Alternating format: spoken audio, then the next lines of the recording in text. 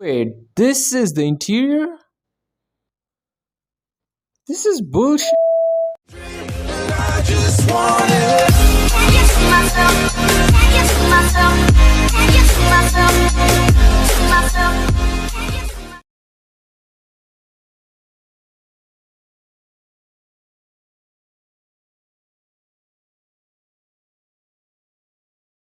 Hello there car fans, it's your boy DCS back in another weekend's video. So this time we have got the XUV 500 from Shinsen. So before I get on with the video stuff, I just wanted to ask you all, how was your new year? Yes guys, comment down below how you guys enjoyed your New Year's parties and stuff. So the comment box is open guys, just start commenting. Alright then, starting off with today's video, it's from Shinsen. Yes, the XUV 500 which I was telling you guys, it's from Shinsen. And if you guys haven't checked out the intro part, don't worry, it'll be up on the screen right here. So yes, this brand was known pretty long ago, so the details on this car is looking a bit off, so I just thought that why don't I just check it out and compare this car. So here I have it guys, let's unbox this car today and the specs will be coming after the unboxing. And one more thing guys, if you guys are new to my channel, hit that subscribe button immediately and don't forget to press the bell icon because I'll be getting more such unboxings all weekends. Don't forget to follow me on Instagram and Facebook because I'll be posting this car's images in more detail. The post will be coming every weekend guys, so stay tuned for that.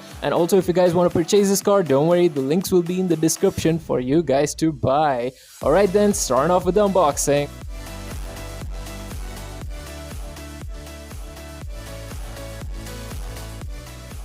Here is, not again. Finally, proper XUV 500. Alright, first look guys. Oh, that's really disappointing because the front headlamps, believe me, it has glass headlamps, but it looks really cheap and it's not looking that good at the front. This is an actual XUV 500, but it looks like the TUV 300, kind of the boxy design at the front, but it's totally different right here. And yeah, the wheels are similar but not so plain, it looks so old. And this W8 sticker right here doesn't really suit it, but it does come with that. Yeah, details part, like the sticker part, it really has everything. Like you have the Mahindra logo here, XUV 500 all-wheel drive with the Mahindra logos here, and even at the front with the XUV 500 nameplate. It's all there, but it doesn't really suit it somehow. And at the bottom you have SHINSEI right here. You have the pullback motor. Rather than that, it's complete design, so that's all. You just have to let your imagination do the thinking. And at the rear you have another sticker with speakers, so yeah.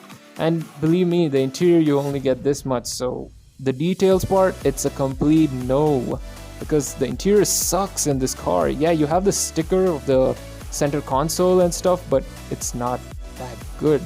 So here you don't even have door pads, don't expect much guys. No tire treads. At least let's listen to the pullback. Okay, that's at least fast. I think if you want to just gift it to some kid, like some 4-year-old, 5-year-old kid, I think this is the best toy, I guess, because it's kind of durable at least. So now let's go for the specs of the 500.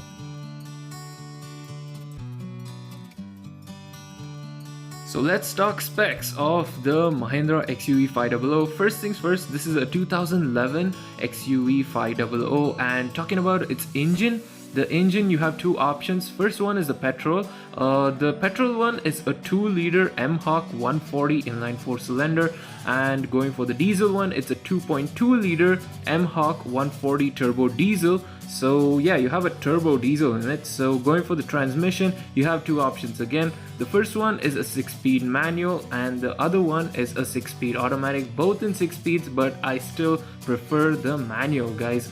And talking about its horsepower, the horsepower on an average it produces up to 140 brake horsepower, which is not bad. And I don't know exactly about the diesel one or the petrol one, but on an average it produces 140 brake horsepower. And the next one is the acceleration time. The 0 to 60 it does is 12.7 seconds. Yes, in both the engines it might slightly vary, but still it's 12.7 seconds. And going for the top speed is 185 to 200 kilometers per hour. So yeah, if you have a really good engine, I think it'll cruise at 185 properly.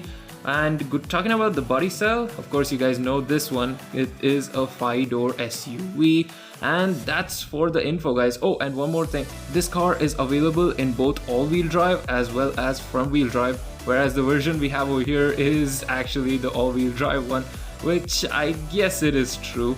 Okay, so as we are done with the info part of the car, now let's talk about its ratings. So as it completely, disappointed in the details part, because of course its details are pretty low, I would like to give it a 6.5 out of 10 because of its performance, I guess. So yeah, those are the things, and let me know in the comment box whether I was fair or not with the car's scores, or comment down below why would you give this car a score.